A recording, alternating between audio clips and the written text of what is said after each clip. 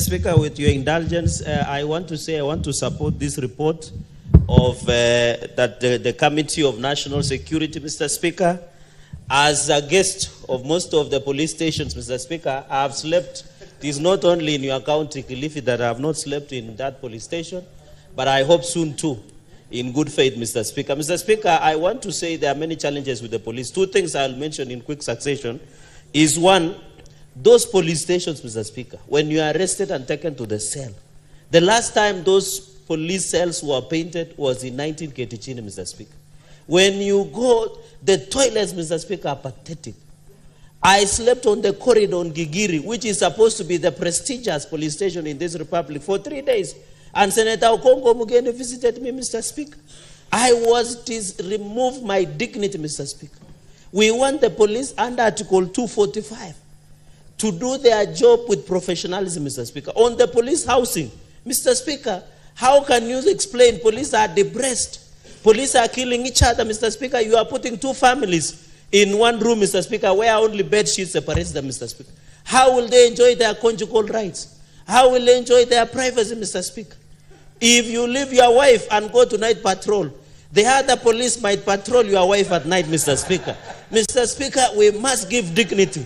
And I want to challenge the man from Biriri, Inspector General nominee DIG Kanja, the man from Biriri village, to talk with the president and do affordable housing program across all police stations, Mr. Speaker. Mr. Speaker, I'm happy that the issue of body cameras is being introduced to monitor crime and ensure the police are held accountable to the highest police standards across the world, Mr. Speaker. Number 3, Mr. Speaker, is on the police uniform. What happened to the blue police uniform? Nowadays, you get police are donning green camouflage. Everybody, from DIG, IG to everybody, Mr. Speaker. The issue of police uniform must be sorted out to avoid confusion, Mr. Speaker.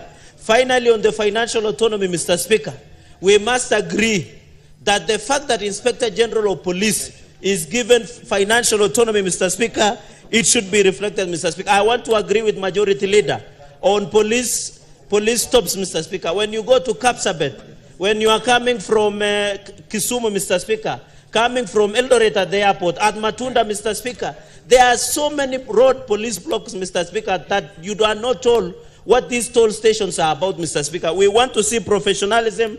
I saw Senator Onyonga, Mr. Speaker. You remember when he was the MP, there were allegations that he bought sugar through CDF, DPS deals through CDF, Mr. Speaker.